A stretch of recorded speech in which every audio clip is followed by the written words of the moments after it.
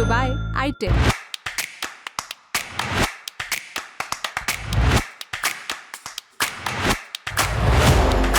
Hello, मेरा नाम है उपासना और आप देख रहे हैं द लंदन टॉप का डेली फाइनेंशियल बुलेटिन खर्चा पानी।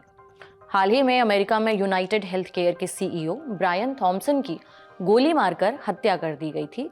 हत्या के आरोपी 26 साल के लुइजी मैंजियोनी ने सीईओ की हत्या के पीछे जो कारण बताया वो काफी चौंकाने वाला था। हत्या के आरोपी का दावा है कि उसने बीमा कंपनी के सीईओ की हत्या इसलिए कर दी क्योंकि हेल्थ बीमा कंपनियों को आम लोगों के स्वास्थ्य से ज्यादा चिंता अपने मुनाफे की है। हालांकि हमारा मानना है कि किसी भी गुस्से को, हत्या या हिंसा को किसी भी तरह से जायज नहीं ठहराया जा सकता। द लंदन टॉप भी किसी भी प्रकार की हिंसा का समर्थन नहीं करता है। अब आगे बढ़ने से पहले इस केस की धुरी यानी यूनाइटेड हेल्थ केयर कंपनी के बारे में थोड़ा शॉर्टकट में जान लेते हैं। बिजनेस न्यूज वेबसाइट CNBC.com की एक रिपोर्ट बताती है कि यूनाइटेड हेल्थ केयर अमेरिका की सबसे बड़ी हेल्थ इंश्योरेंस कंपनी है। ये कंपनी अमेरिका के करीब 5 करोड़ लोगों को हेल्थ बीमा मुहैया कराती है। इस कंपनी ने पिछले साल 281 अरब डॉलर से ज्यादा का रेवेन्यू कमाया था। रुपए में ये रकम करीबन 23,92,000 करोड़ बैठती है। लेकिन इस कंपनी को कई दफा मेडिक्लेम देने में हीला हवेली के लिए काफी आलोचना का सामना करना पड़ा है। उदाहरण के लिए यूनाइटेड हेल्थ केयर ने पिछले साल अमेरिका में बीमार छात्र का क्लेम देने से इनकार कर दिया था। इसके चलते इस छात्र को करीबन 7 करोड़ रुपए से ज्यादा का बिल देना पड़ा था। बाद में एक मीडिया रिपोर्ट में जब इस बात का खुलासा हुआ कि यूनाइटेड हेल्थ केयर ने इस छात्र के क्लेम को खारिज करने के लिए मेडिकल रिपोर्ट को दबा दिया था। इस खुलासे के बाद यूनाइटेड हेल्थ केयर ने छात्र के क्लेम का निपटारा कर दिया था। इसके अलावा पिछले साल 2 मृतक ग्राहकों के परिवारों ने भी यूनाइटेड हेल्थ केयर पर मुकदमा दायर किया था। यूनाइटेड हेल्थ केयर के सीईओ ब्रायन थॉम्पसन साल 2021 में इस कंपनी के सीईओ बने थे। उनके कार्यकाल में कंपनी का मुनाफा 12 अरब डॉलर से बढ़कर 16 अरब डॉलर पहुंच गया था। रुपए में करीबन 1,02,000 करोड़ से बढ़कर 1,36,200 करोड़ रुपए के आसपास पहुंच गया था। अमेरिकी सीनेट की रिपोर्ट में कहा गया था कि यूनाइटेड हेल्थ केयर का क्लेम रिजेक्शन रेट 2 गुना हो गया है। 2020 में 10% क्लेम रिजेक्ट होते थे। 2022 में ये रेट बढ़कर 20% पर आ गई। कुल मिलाकर इन उदाहरणों से पता चलता है कि हेल्थ इंश्योरेंस क्लेम को लेकर काफी विवादों में रही है ये कंपनी। इन सभी बातों से ये भी पता चलता है कि अमेरिका की ये बीमा कंपनी अपने हेल्थ बीमा कारोबार से काफी मुनाफा कमा रही है, लेकिन अपने पॉलिसी होल्डर्स के क्लेम के सेटलमेंट में कुछ हद तक आनाकानी करती रही है। अमेरिका में घटे इस अनोखी घटना के बाद से दुनिया भर में हेल्थ इंश्योरेंस कंपनियों के कामकाज को लेकर काफी सवाल उठ रहे हैं। भारत में भी हेल्थ इंश्योरेंस कंपनियां काफी तेजी से इस सेक्टर में उतर रही हैं। इसलिए आज हम समझेंगे कि भारत की हेल्थ बीमा कंपनियों का अपने ग्राहकों से किस तरीके का बर्ताव है। क्या भारत में भी क्लेम सेटलमेंट कराने के लिए लोगों को धक्के खाने पड़ रहे हैं? इकोनॉमिक टाइम्स में नीलांजित दास की खबर में बताया गया है कि भारत में भी कई लोगों को अपने स्वास्थ्य बीमा क्लेम को पाने के लिए कई तरह की परेशानियों का सामना करना पड़ रहा है। इस रिपोर्ट में लोकल सर्कल्स के सर्वे का हवाला दिया गया और बताया गया कि पिछले 3 साल में भारत में कई हेल्थ इंश्योरेंस क्लेम्स को या तो रिजेक्ट कर दिया गया है या आंशिक रूप से ही भुगतान किया गया है। पिछले 3 सालों में क्लेम दाखिल करने वाले 43% स्वास्थ्य बीमा पॉलिसी धारकों को क्लेम पाने में दिक्कतों का सामना हुआ है। लोकल सर्कल्स की तरफ से कराए गए इस सर्वे में भारत के 302 जिलों में करीबन 39,000 लोगों से बातचीत की गई थी।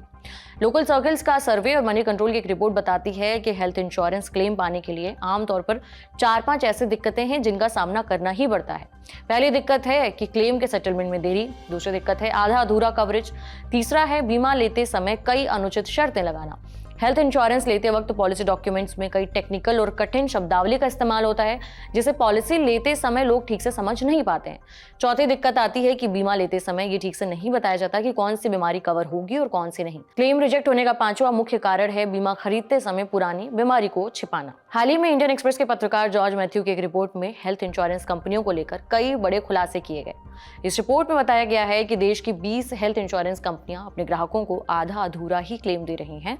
इस रिपोर्ट में insurance brokers association of India यानी IBAI की तरफ से जारी आंकड़ों का हवाला दिया गया है। IBAI भारत में लाइसेंस प्राप्त इंश्योरेंस ब्रोकर्स के हितों के लिए काम करने वाला संगठन है। इन आंकड़ों से पता चलता है कि साल 2023 में देश के स्वास्थ्य बीमा क्षेत्र की 20 प्राइवेट कंपनियों ने इंश्योरेंस खरीदने वाले लोगों को, मरीजों को इलाज के लिए पूरा पैसा नहीं दिया है, बल्कि इन कंपनियों ने मरीजों द्वारा दावा की गई रकम का 80% से भी कम ही पेमेंट किया है। इसका मतलब ये है कि अगर हेल्थ इंश्योरेंस पॉलिसी खरीद चुके किसी व्यक्ति की बीमारी के इलाज में 5 लाख रुपए खर्च हुए हैं तो इन बीमा कंपनियों ने 4 लाख रुपए से भी कम का भुगतान किया है और बाकी का पैसा मरीजों या उनके परिवार वालों को खुद भरना पड़ा है। लेकिन सवाल यह है कि ये हेल्थ इंश्योरेंस कंपनियां इस तरह का खेल कर कैसे रही हैं।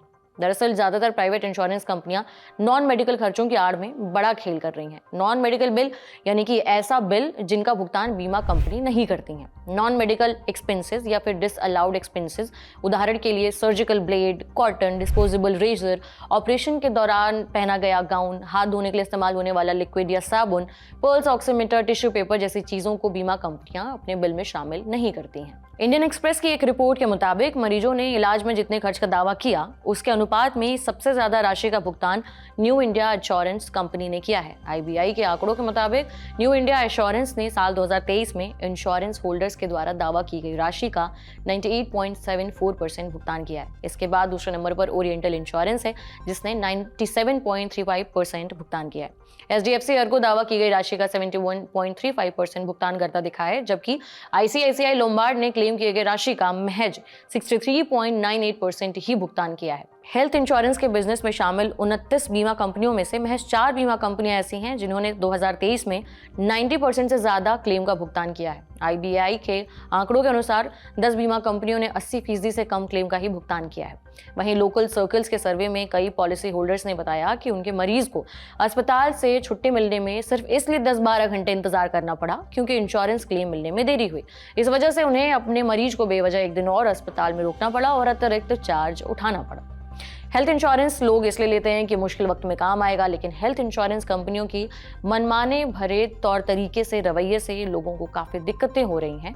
जानकारों का कहना है कि इसकी एक जो सबसे बड़ी वजह है वो है भारत में हेल्थ इंश्योरेंस कंपनियों को आमतौर पर उस डेटा का खुलासा करना अनिवार्य नहीं किया गया है कि उन्होंने कितने दावों को रिजेक्ट किया है।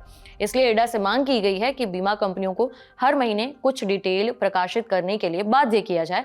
लोकल सर्कल्स के सर्वे में ज़्यादातर पॉलिसी होल्डर्स ने इंश्योरेंस रेगुलेटर इरडा, बीमा नियामक से मांग की है कि बीमा कंपनियों को हर महीने अपनी वेबसाइट पर कुछ एक ज़रूरी जानकारियों को खुलासा करना अनिवार्य करे, जैसे इन बीमा कंपनियों को कितने क्लेम मिले, कितने उसने रिजेक्ट किए और कितने क्लेम को एक्सेप्ट किया।